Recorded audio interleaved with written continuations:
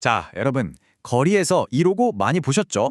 페덱스, 그냥 택배 회사라고만 생각하기 쉬운데요. 사실 지금 페덱스는 회사의 운명을 걸고 정말 엄청난 변화를 겪고 있습니다. 그래서 오늘은 투자자의 관점에서 이 변화 속에 어떤 기회가 있고 또 어떤 위험이 숨어 있는지 한번 제대로 파헤쳐 보겠습니다. 자, 그럼 바로 본론으로 들어가 보죠. 여러분한테 페덱스 하면 뭐가 떠오르세요? 그냥 뭐 우리한테 택배 가져다 주는 회사? 아니면 어마어마한 잠재력을 가지고 지금 중요한 변곡점에 서 있는 그런 투자 기회?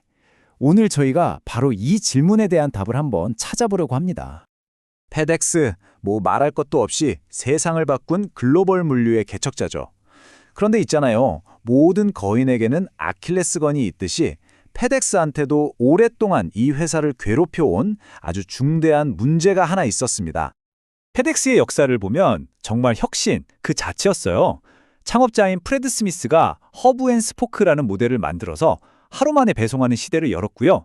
그 다음엔 공격적으로 여러 회사를 인수하면서 지금의 익스프레스, 그라운드 같은 사업부들을 키워서 거대한 제국을 만들었죠. 근데 바로 이 지점, 그러니까 여러 회사를 사들여서 따로따로 운영했던 이 방식이 결국 오늘날 페덱스의 발목을 잡는 문제의 시작이 될 줄은 몰랐던 거죠. 네, 바로 그거예요. 이 화려한 성공 스토리 이면에는요, 수년 동안 페덱스의 효율성과 수익성을 야금야금 갉아먹고 있던 아주 치명적인 구조적 문제가 숨어 있었습니다. 그게 대체 뭐였을까요?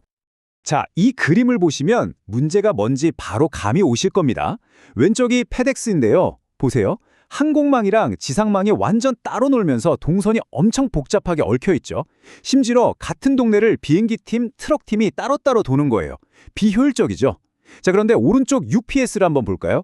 모든 배송이 이 하나의 초록색 네트워크 안에서 아주 효율적으로 움직입니다.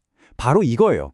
이렇게 분리된 네트워크, 이게 페덱스의 비용은 높이고 수익은 깎아먹는 가장 큰 문제점이었던 겁니다. 그래서 페덱스가 마침내 이 오래된 문제를 해결하려고 칼을 뽑아들었습니다. 그 이름도 거창한 바로 드라이브 프로그램인데요. 정말 대담하고 야심찬 계획이라고 할 수 있죠. 이 드라이브라는 게요, 그냥 뭐 비용 몇 푼 아끼자는 그런 차원이 아니에요. 이건 회사의 운영 시스템 자체를 아예 뿌리부터 바꾸는 말 그대로 회사의 운명을 건 대수술입니다. 이 비효율을 없애기 위해 회사가 모든 걸 걸었다. 이렇게 보시면 돼요. 그럼 이 엄청난 계획의 목표는 뭐냐? 아주 명확합니다. 첫째, 따로 놀던 항공망과 지상망을 하나로 합친다. 둘째, 쓸데없이 중복되던 비용 구조를 확 단순화시킨다.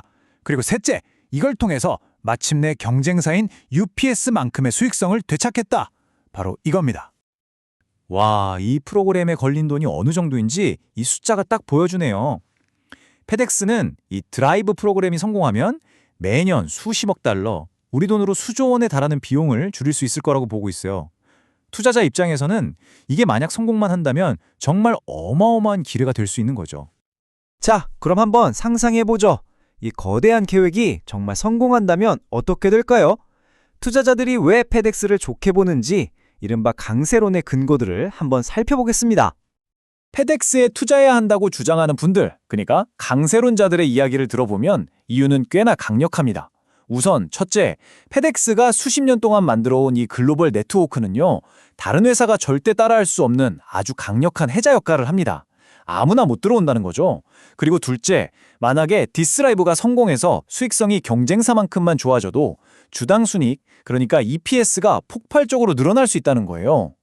여기에 뭐 이커머스는 계속 성장하고 있고 또 배당이나 자사주 매입 같은 주주 환원도 꾸준히 하니까 투자 매력이 충분하다는 거죠. 하지만요, 동전에는 양면이 있죠. 이런 턴어라운드 스토리에는 항상 큰 위험이 따라붙기 마련입니다.